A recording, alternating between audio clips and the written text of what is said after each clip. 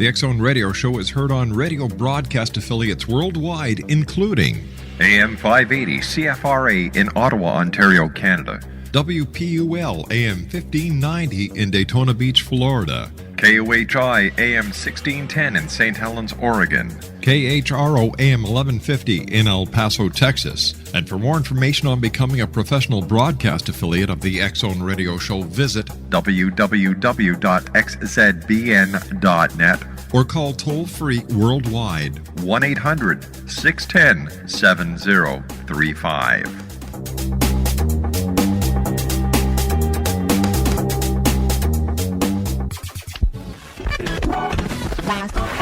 All Hit Radio.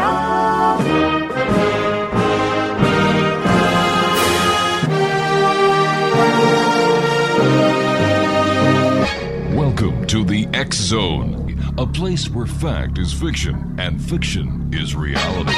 Now, here's your host, Rob McConnell.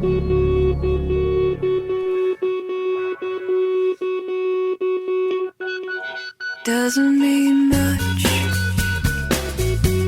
It doesn't mean anything at all. The life I've left behind me is a cool. Welcome back to the X Zone, everyone. I'm still getting over that last guest. What was his name? Bobby Legend? Yeah, he's a legend in his own mind, that guy is. Huh. I'm telling you. My poor producer Craig nearly pulled all the hair out of his head. That's pretty hard considering he's bald. Yeah, Craig, I don't know. That one there has to be the weirdest one all year so far. But you know what, Craig? We've got a great lady with us this hour, and it's a lady that I've had the pleasure of having on the show before. Her name is Leslie Rule, Exonation. And Leslie has written books including Coast to Coast Ghosts, True Stories of Hauntings Across America, Ghosts Among Us, True Stories of Spirit Encounters, When the Ghost Screams, True Stories of Victims Who Haunt, and Ghosts in the Mirror, Real Cases of Spirit Encounters. Exonation Leslie is an author of 6 books and dozens of articles published in national magazines, including Reader's Digest features on ghosts and murder. She has been researching haunted places for a decade, and many of the cases are featured in her 4 best-selling books of ghost stories. In addition to her nonfiction work, Leslie published 2 suspense novels with paranormal elements in the mid-1990s. Leslie is also a photographer and began accompanying her mother, true crime author Anne Rule, to murder trials at the age of 17 to shoot killers.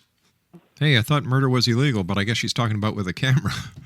Her spooky childhood did not start there, however. She was born on a dark and stormy night. Sounds like something from a Hitchcock movie, right? It was a dark and stormy night when Leslie Rule was born, and she grew up in a haunted house atop a burial ground. Ooh. Leslie Rule, welcome back to the X Zone. How are you, my dear? I'm great, Rob. How are you doing? I'm doing pretty good. I must tell you that ghosts, it seems that more and more people are talking about ghosts these days. More people are taking ghost hunting on as a hobby. And, unlike you, these people are brand new to the genre. And you've been doing ghosts as, having experiences and being part of this haunting hobby now. For you, it's not a hobby, but this haunting experience for many years. Why do you think so many people are getting involved in ghosts these days?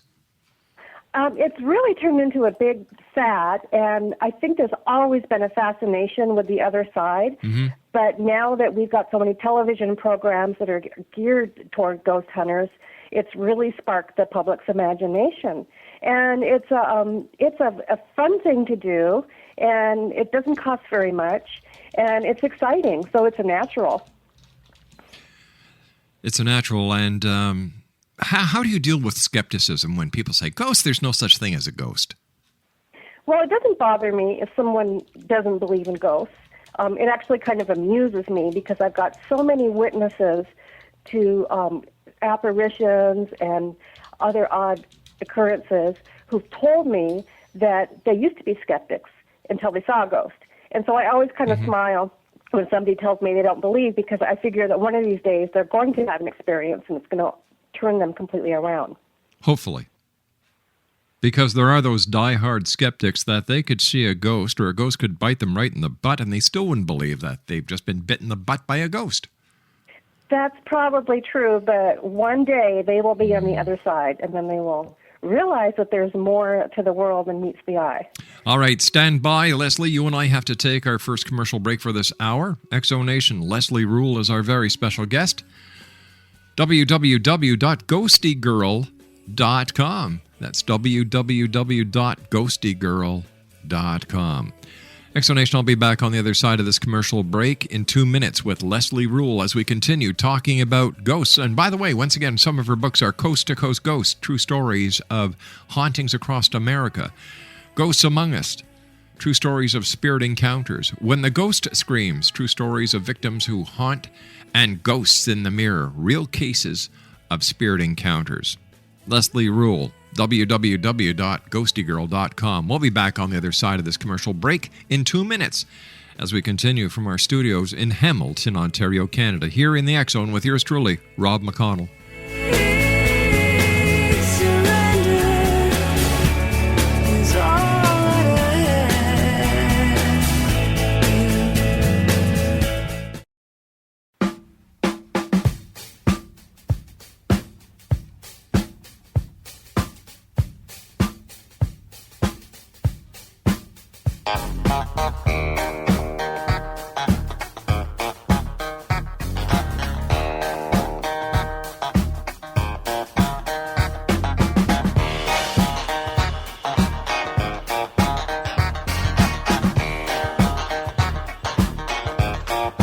Very superstitious, writings on the wall. Very superstitious, letters about to fall. Leslie Rule is my special guest, Exonation, www.ghostygirl.com. Leslie, what was the first paranormal experience or ghost experience that you ever had? Well, it was when I was about 12 years old, and I was living in the house I grew up in on a Native American burial ground in Des Moines, Washington. It was on a hill that overlooked the Puget Sound. And I was in my basement bedroom, and I suddenly heard this heart-wrenching sobbing. And I just assumed it was my teenage sister and thought she was having some crisis with a boy, but she sounded so alarmed. I leapt up. I was lying on the bed. I leapt up out of the bed, and I ran out of the room toward the sound. But the crying moved. And as I ran through the house, it always seemed to be about one room away. But it was the sound of somebody's heart breaking. It was the most sorrow you can imagine. And finally, it just faded away. And there was no explanation for it. My little brothers were outside. My sister wasn't home. I found my mom in the kitchen making dinner, dry-eyed. And I learned soon after that the family up the street would hear this crying on a daily basis. And they would hear it first in the field behind their house around dusk. And as it got later and darker, the crying got louder until it seemed to be coming from their basement, accompanied by the sound of jars rolling and bones crunching. Ooh. Tell me, where in your experience, or according to the people that you've spoken to over the years while doing research for your books, where are most ghosts most often seen? Well, people report seeing them on staircases, in hallways, and many, many times in windows and in mirrors and other reflective surfaces. And I found so many of the cases of ghosts seen in reflection that I made it the theme of a book, Ghost in the Mirror. And I found that there's a consistent way that the apparition appears in the mirror. And every single person who's ever described this to me has always described it in the exact way. They'll say that they're looking in the mirror and they see in the reflection somebody standing behind them. And they whirl around to see who's there. There's no one there. And when they turn back, the image remains in the mirror. It's just that they disappear, they go whoosh, vanish, goodbye? They're not behind them, actually, but they're in the mirror, or they're appearing in the mirror. So when they turn around, there's no one there. But they look back and there's the image. And it will usually remain for a second or two before it goes. Any idea on how or the theory behind this ghostly apparition in a mirror? Well, there is a possibility that the ghost is there, but we're just not able to see it until we're looking at the world backwards, and that may disable our filters because when we're looking in the mirror, everything's in reverse, so it changes our perspective on things. What do most ghosts look like? Is there a ghostly standard? There's a range that people report, and it can be anything from sort of a wispy, smoky apparition, a shadowy figure, to somebody who's kind of translucent or partially manifested. There's a lot of times people will describe ghosts as being just manifested from the top up or missing legs.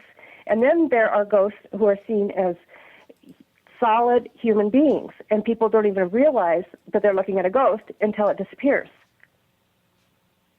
So what you may think is a person may actually be a ghost?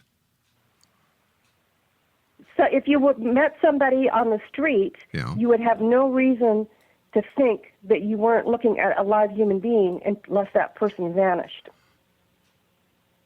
How do we explain that a ghost can actually appear to be so solid, so human, when I always thought ghosts were rather wispy, they were translucent? I don't know. I don't know the answer to that, and I don't think anybody does. But I have heard the theory that that some ghosts are able to manifest and that they draw energy from the things around them. And that is why possibly electronic equipment will fail when ghosts are nearby, because the ghosts are pulling that energy. Now, I don't know if that's true, but that is the theory. Yeah. Tell me, what kind of sounds does a ghost make then? Well, the most common sounds that people report hearing in haunted houses are things like doors slamming shut, and then sometimes followed by a pattern of footsteps coming down the hallway. Sometimes the footsteps can be heard on their own without the door slamming. They hear conversation, usually muted conversation or voices that seem to be coming from a distant place, crying, which is the thing that I heard, and also sometimes people report hearing music. Interesting. Music. What kind of music? Are we talking radio music? Are we talking ghostly, spooky music? Or are we talking about music from another era? I've heard a wide range of reports. Sometimes it's just a note or two, and sometimes it sounds like a concert in the next room. It's always coming from the distance. It's the way people have described it to me, that when they hear the music, it sounds like it's in another part of the house. Have you ever experienced this phenomenon yourself? I don't know if I have, because there's so many times when you do hear music and you just assume it's a radio that the neighbor's playing. But as to my knowledge, I have not heard ghostly music. Interesting. All right. Are there any scents or odors that may be associated with ghosts? You know, when you think that a ghost is a deceased person, do they smell like their favorite perfume? If the ghost in real life smoked a pipe, would there be the odor of tobacco, or pipe tobacco in the air when they're around? Definitely. And I find this a lot at haunted museums that were once mansions. It's very common to hear that people are smelling like a flowery perfume with an old-fashioned scent, or, like you said, tobacco from a pipe. And in a case where somebody actually thinks they know the ghost, they'll be able to recognize the scent as the perfume they wore or their particular tobacco that the person smoked in life. Now, you were talking about haunted mansions that have been turned into museums. Are there a lot of those? And can you tell us some experiences that you've heard about in these haunted museums? Well, there tend to be, every big city tends to have at least one, usually a historic home that's been restored or bought by a historical society, and then the interior is set up to look like the house did in the era when the family lived there. And I think that the very fact that they're bringing in old-time furniture probably really sets the stage for ghosts, because one of the theories is ghosts are drawn to things that are familiar to them. Now, there are these places all over the country where people can visit, and for instance, in San Diego, California, there's the Whaley House, and that's a pretty famous haunted place. Mm-hmm. The Whaley family was a prominent family there, and there's been a lot of activity over the years. Now, there was a horrible suicide there in the 1800s, and the daughter of the family, Violet Whaley, had a heartbreaking marriage that ended in divorce, which was really a big scandal in those days. And the curators of the museum kept this a secret. They promoted the fact that the place was haunted, but they didn't want the public to know there had been a suicide. But when I researched it, I dove into the archives, and I found the description. I found the account of Violet's suicide, and I think that explains some of the haunting, because people have actually seen the apparition of a young woman there in an upstairs bedroom, manifested from the waist up, and she's either packing or unpacking a suitcase. And I think that's probably Violet Whaley reenacting a very traumatic time of her life, coming home after her marriage failed. Fascinating. Tell me, during the entire time that you've been looking into ghosts, the paranormal, have you found any common denominators when researching haunted places? Well, I found a number of them, and there are a couple I found that I thought were particularly interesting. I find again and again and again that paranormal activity escalates when remodeling is being done. Really? As if when you're disturbing what's already there? That makes a lot of sense. That's the theory, is that the energy is disrupted. And then some people believe the ghosts manifest because they're upset because their environment is being changed. Of course, no one knows what the answer is. Yeah. But I noticed that there was there seems to be this thing where repairmen who are up on ladders will often witness ghosts. And I've heard this a number of times. For instance, in Raleigh, North Carolina, there is a place called the Mordecai House, which was a plantation at one time, and it's a beautiful museum. And there was a curator there who arrived one morning to find that the repairman was plastering the ceiling, and he was pale and his hands were shaking. And he asked her, "Were you here a few minutes ago?" And she said, "No." And he said, "Because I saw this woman in an old-fashioned dress come down that stairway, and then she crossed the hall and opened the French doors and went into that room." Oh, wow. And he said he didn't think she was a ghost. He thought she was somebody maybe in a closing for a reenactment. He climbed off the ladder and he walked into the room, and there was no one there.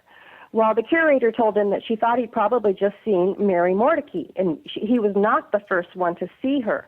Others had seen her come down that very staircase over the years. Spooky stuff, Leslie. Please stand by. You and I have to take our news break at the bottom of the hour. Exonation. Great hour with my special guest this hour, Leslie Rule. She's the author of 6 books. Her website is www.ghostygirl.com. That's www.ghostygirl.com. Leslie, you and I have to take a little break for the news. We'll both be back in a couple of minutes. Once again, Leslie Rule is our special guest.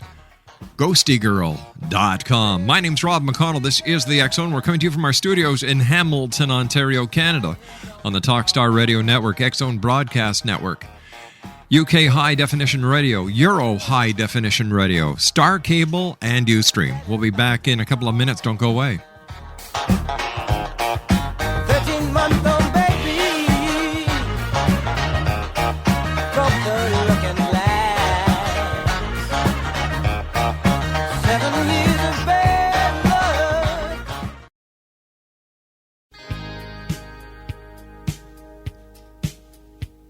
You're listening to the X Zone Radio Show, live and around the world on the Talkstar Radio Network, X Zone Broadcast Network, UK High Definition Radio, Euro High Definition Radio, and Star Cable. Our toll-free telephone number worldwide is 1-800-610-7035. Our email address, xzone@xzoneradiotv.com. On MSN Messenger, xzoneradiotv@hotmail.com, And our website, www.xzoneradiotv.com.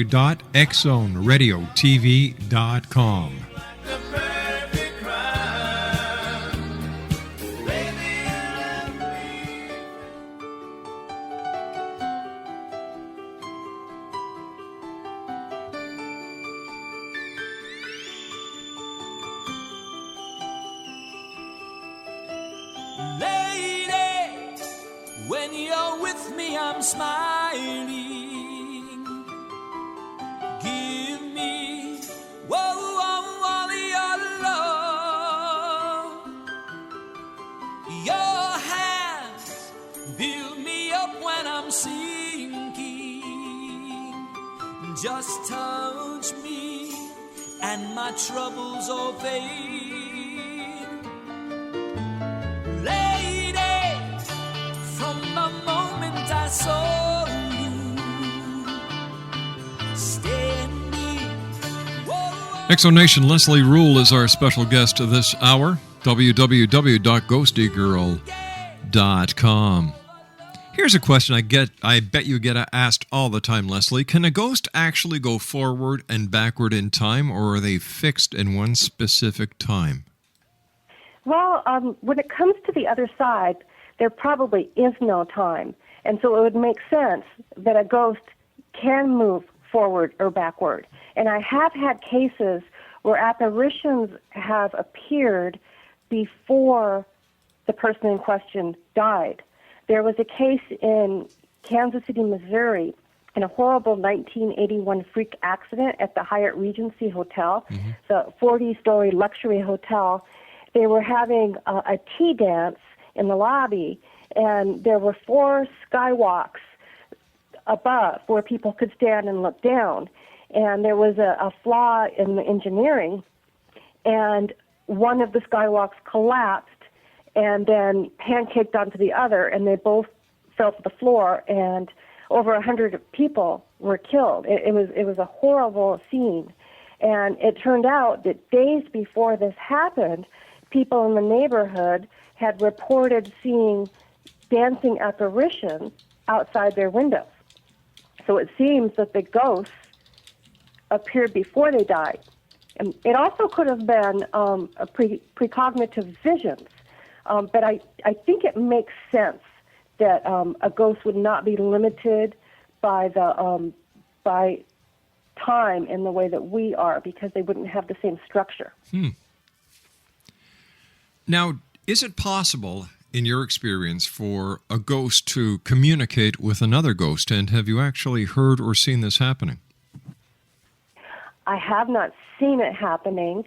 I have heard people talk about hearing conversation. In the Oxford Hotel in downtown Denver, it's a very haunted hotel, and I stayed there with 2 women who were paranormal investigators, Debbie Constantino and Janice Oberding. We all stayed in that room, and I was in a room by myself, and one of the women woke up and she could hear the sound of ghostly conversation, 2 males talking to each other, and it seemed to be coming from the couch. And she became so frightened that she was on a little tiny cot, but she woke up the other woman and asked her to crawl into bed with her, because it really terrified them. So, to the best of your knowledge, what I'm trying to understand here, if it's possible to show an intelligence from these ghosts, or are they just simply imprints in the time-space continuum? Because if there was an intelligence, shouldn't they be able to interact with each other? That's a really interesting point to bring up. Yeah. They could very likely interact with each other, and I don't know if they do, but I do have cases where they interact with live human beings. Now, there are cases, I believe, where they are simply imprints, what they call place memory, where an image or a scene is inexplicably imprinted upon the environment, and it can be played back at a later time, like a loop of film. Right. But then there are the cases where people tell me about ghosts actually assisting them. There have been cases where ghosts have saved people's lives. But has there ever been a case where a ghost has had an intelligent conversation with someone? Many, many people have told me Really? about having conversations with ghosts. Usually when they are, the conversations make a lot of sense. Mm-hmm. It's usually a case of somebody who has had a dead relative or another loved one appear to them. And they will tell me about a very clear conversation and a clear image of a grandfather, perhaps, who sat down on the bed next to them and actually talked to them, and the conversation went back and forth. And that seems to be a little different than what we think of as like a ghost in a haunted place. These tend to be spirits that are probably not tethered to Earth, but can go wherever spirits are allowed to go in the afterlife and choose to come for a visit. They're probably a lot, if that's the case, which is the leading theory, that spirits who are not tethered to Earth do go off and do have more control. They're probably a lot clearer in their thinking. And it's one of the thoughts about the traditional ghost who's haunting a spot is that they may be confused about where they are and what time period they're in.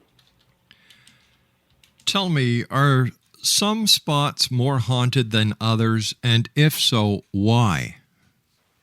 Well, we tend to see more paranormal activity in places where tragedy has occurred, particularly a traumatic death such as murder or suicide. Mm-hmm. There's a place in Roslyn, Washington called the Pioneer Restaurant. It's in a historic building, and the basement once was the site of the So Delicious Bottling Company. And during Prohibition, they had a bootleg business, and it was accessible through a couple of hidden tunnels. And one day a stranger was in town, and he was nosing around, and he poked his head into one of the tunnels, and someone shot him dead on the spot because he was getting too close. And he has been seen in recent years lurking near the spot where the tunnels used to be. He's been described as having a beard, a plaid shirt, and jeans. And apparently, being a murder victim, he either wants justice or he was so shocked by the event that he might not realize that time has passed, and he's apparently stuck here. Have you heard any haunting reports of spirits at the site of the former Twin Towers in New York City? Because that was a horrific event. Yes, and I have heard mumblings about that, but I chose not to pursue it because it is still such a devastating loss to the country, and so many people are still in mourning that I didn't want to publicize things that I found because people have such different perspectives on what ghosts are, and it could be really upsetting to some family members. So basically what you're doing is you're being very respectful. I try to, and I tend to choose cases where the tragedies occurred so long ago that living people are not going to be upset. They're probably not going to be around. I do have some cases that are more recent, but I tend to choose the older ones. And I respect you for that. Leslie, why is it that murder victims stay around instead of going to the other side once the perpetrator has been arrested and, justice has been done? Why do they stay around after that? Yeah. Actually, I have noticed that they do tend to be around more before justice is served. And sometimes once justice is served, the paranormal activity stops. But perhaps if it does continue, the ghost may not be aware that justice was served, or, as I mentioned earlier, they may not even be aware that they're dead. All right, the fact that they may not be aware that they're dead, doesn't this kind of squash the concept that there might be some intelligent design to a spirit? I don't think so, because I think there would be a range of reactions then that would depend on the personality of the person in life. They may just have been in a very confused, shocked state, and it may just take them a while to become aware. And on the other side, a century may be just a blink of the eye. True. How come nobody has ever seen the ghost of a dinosaur? I've heard of ghosts of horses. I've heard... I wonder when I hear about the Loch Ness Monster and things like that, if that's what they're seeing, is apparitions of dinosaurs. Well, then the only apparition that has ever been reported in history would be the Loch Ness Monster, because I've never heard of a dinosaur ghost. And you know what? I've never heard of anyone seeing a ghost of a Neanderthal or a Cro-Magnon. It seems that ghosts seem to have been manifesting since the, mid-1700s in North America. Why is that? That's a really good question. It's possible that after so many years, after thousands of years, that they do let go. Okay. And maybe someone did. Maybe Sasquatch is a Neanderthal. But if that's the case, then we have a film record of a Neanderthal ghost when it comes to the... I don't know, maybe. Yeah. Is it possible that humans, by their own psyche, in a time of need, desperation, or fear, could actually project and manifest their own ghost? Yes, I do think that does happen. How do we dispel the difference between a manifested ghost, which is done by humans, and a real ghost? Or is there a difference? Well, I think that there would definitely be a difference, but I think that if a number of people are seeing the apparition and see the apparition in a pattern over time, that it's likely that it is a disembodied spirit and not simply something that someone is projecting. Okay. Do you believe in reincarnation? That makes a lot of sense to me. It just, and it's a really comforting theory because of the fact that some people's lives are so tragic, it's heartbreaking to think that's the only chance they get. But I've had, throughout my life, so many experiences where I've met people that I'm just sure that I've known them before. All right, my question is a two-part one, and that was part one. Part two is, why would a person come back in one form as a ghost and not as a form of another life that they had led? Would you clarify that? The question All right, we were talking about reincarnation. Let's say that I die, and tomorrow I decide I'm going to start haunting Laura, just because I can. Why would I come back and haunt Laura as Rob instead of some other character that I may have been in a previous lifetime? Well, it's possible that you're doing both, and that it's hard to wrap our minds around, but one of the theories is that we can be in a number of places simultaneously. For instance, it's possible that you could reincarnate and you've already moved on to another life, yet at the same time, you are remaining in the spot where you died and you're haunting the location. Is it possible? Is it possible for a living person to be a ghost? Well, I think that probably would more likely be that they are, if someone is seeing an apparition of a living person, it is the person astral projecting, projecting themselves. All right, so that would be a doppelganger, right? Yeah, that's what they call them. Right. But I have had cases where people and this seems to be a fairly common thing, where someone they'll be alive and well in one place, and their family members will see them in another spot, like in another state. Recently, I was talking to a woman who was heartbroken because she couldn't be with her grandfather as he was dying.